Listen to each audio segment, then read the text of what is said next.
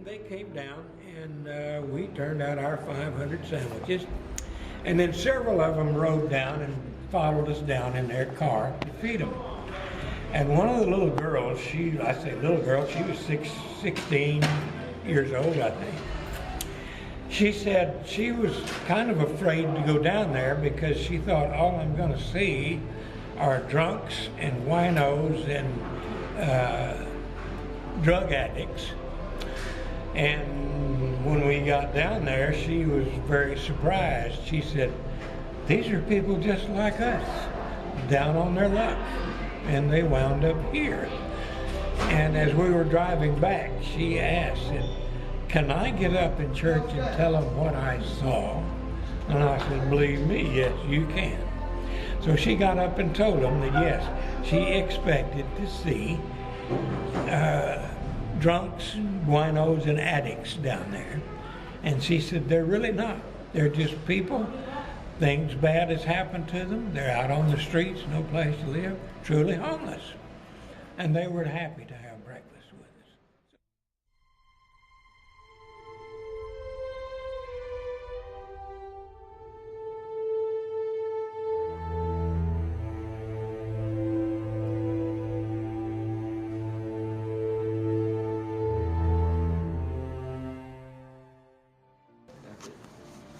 All right, we're here at Kirkwood United Methodist. We are here to talk about we're gonna feed some homeless people making sandwiches tonight. Sandwiches till 3. Till 3 in the morning, all night. We're gonna drive a truck. Yeah. We're gonna deliver like 300, 400 sandwiches. 11:10. It's got like another like 5 hours.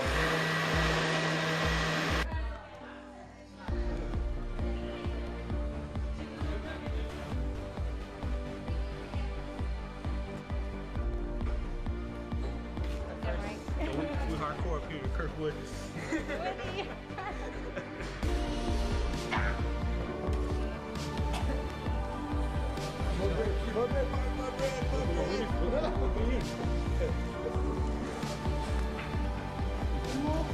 Yeah, 8 and 5 in this bar over here.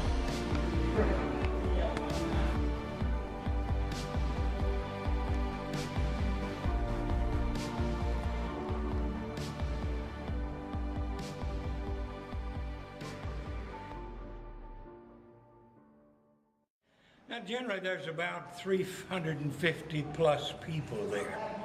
We never know how many, but it will be at least 350. So, when the men all get lined up, they call for the ladies to come eat first, and the ladies will go through the line. Then the men will come through the line. And then, if there are seconds, then the ladies are invited to come to make another pickup, and then the men will make another pickup, and we'll continue that rotation till we've given all the sandwiches out.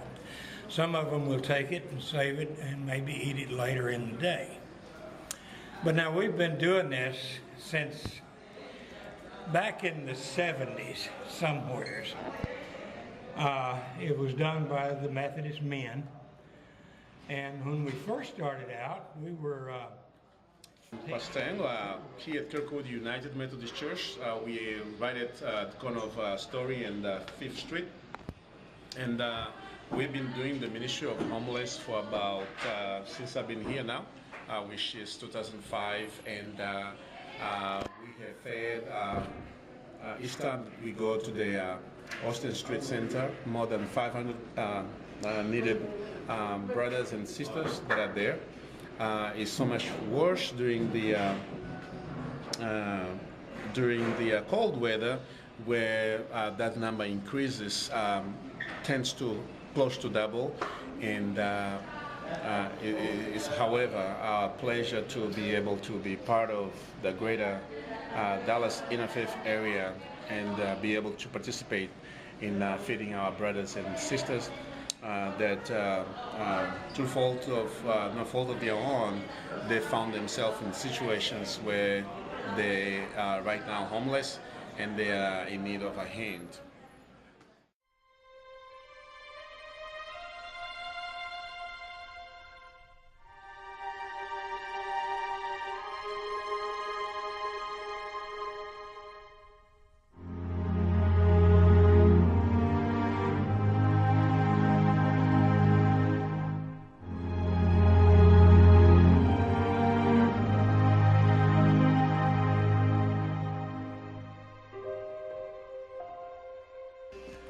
first break has been about 7 hours. It's been a long day on the job. I'm tired. I got little legs and I'm tired. That's kind of the history of it. And in the Dallas area, there is a church, probably a Methodist church, feeds them every Sunday morning. We do it every 3 months. And the other churches rotate in the same kind of a deal. And to my knowledge, most all of them are Methodist churches that contribute to this. So that's a lot of sandwiches to make every week for a lot of coming, because it's a warm sandwich, and we give them a bottle of juice to go with it. And one of our persons in the church, one of the members here from Second Service, she donates enough money each month that each of the people at the shelter can have a bottle of orange juice. And she said, that's my good deed for the day.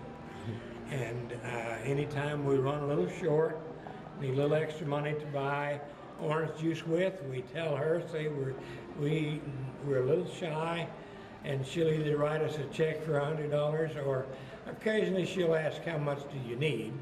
And we'll say 25 or 50 or whatever.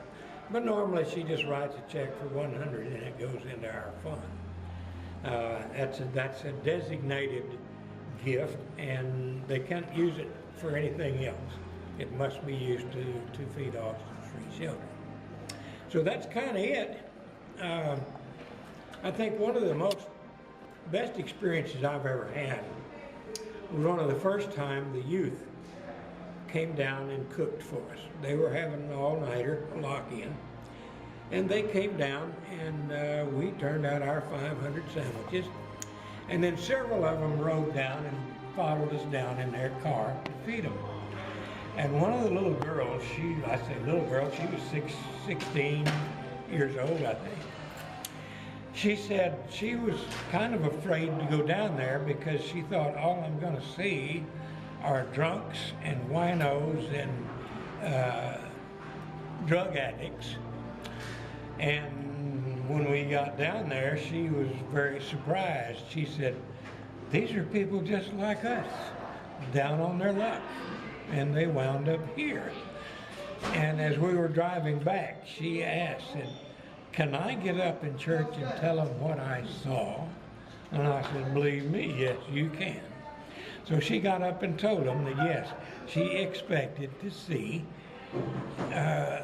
drunks, winos, and addicts down there.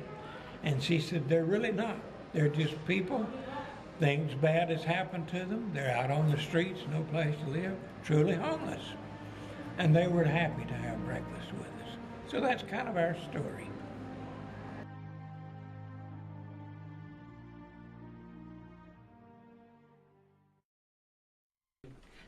My name is Wendy Trammell, and I'm the Dean of Students here at Nimitz. I've worked here for 16 years, and my position is new this year. I was chosen for this position because I really do care about kids, and so I spend most of my time working with students that need the most help, and I work with students that are in need of academic interventions, homeless students, students that are bullied. I work with teachers on classroom management and any other issue that comes my way. So my door is always open for the students. We do have a lot of homeless students at Nimitz, more than people probably realize, so I do feel that it is a serious condition. Their issues are kept very private, so other students do not know that they're homeless, so we do the best job that we can to keep their information private. We have a lot of students that live from place to place every night. We have some that live in shelters. We have some that don't know where their next meal is coming from or where they're going to sleep. And so it is a serious issue, so we do everything we can through a program called Project Pass. It's through Irving ISD. We have a homeless coordinator, and we do everything we can to assist students with clothing, medical needs, housing issues, or just anything that they need to help them be successful at school. Students at Nimitz could be very involved with helping the homeless students. Of course, they would never know who they are, but they could help by donating school supplies, clothes, shoes, anything that relates to school, maybe like if you have extra backpacks at home or anything that a student could use. We have students that don't even have their own toothbrush, so anything like that, any kind of toiletries would be helpful. Just anything that a teenager could use we could use at the school here to give to the students. The best thing to do for kids to get involved would be to donate clothes, have a clothing drive. We have a clothes closet here at Nimitz that the students, of course, really don't know about, but we do have the closet, and when kids come in and they have nothing or maybe just one outfit, we take them up to the clothes closet and allow them to pick out clothes so that they can wear them to school and they can blend in and just look like every other kid here at the school. Another idea would be to do for school supplies. At the beginning of school and throughout the year, we have many kids that run out of school supplies and don't have any, and we're able to give them a backpack, and in that backpack is all the different essentials that you need to be successful, like pens, pencils, notebook paper, rulers, map colors, all those things that you need for school. So that would be a great way to help out the kids at Nimitz, because all we do is hand them the backpack and nobody ever has to know that they're donated school supplies, so the kids can still feel like everybody else here.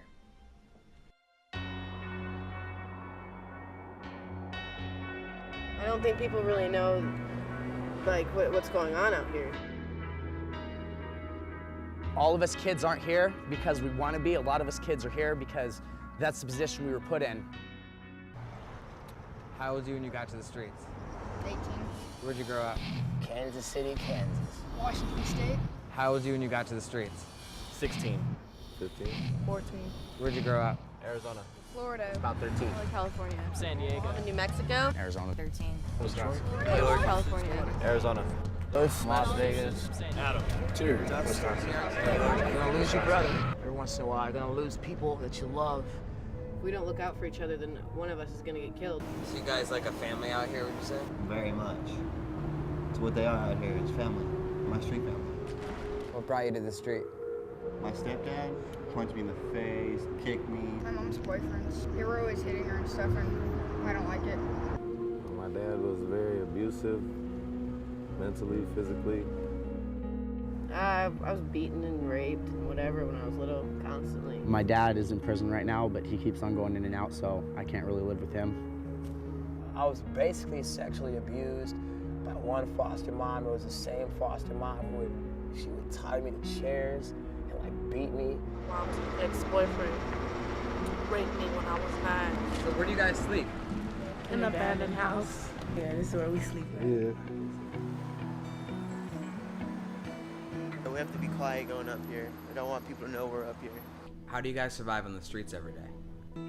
Dude, do you have an extra $1? Don't nobody want to be out there begging. We do it because we have to. The longest I've gone without eating was about 3 days. Forced to prostitute myself to make money. That's the guy who propositions me every day. Because I try flying signs and it don't help. It don't work.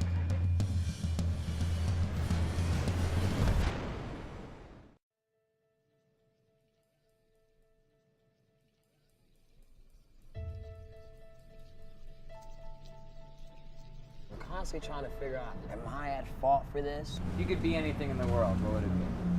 I spend most of my time helping other people, so probably a doctor. I like to do music for the rest of my life, and I like to write songs that inspire people. I know I'm gonna do something in my life. So if you could have anything in the world, what would it be? At home and a family. If they were to find out that we were on the streets, they would take her from us. I realized that music was probably gonna be my way out, you know? You get close to a lot of people, you get to care for a lot of people, and they're all you have, they're your family. I can't thank you enough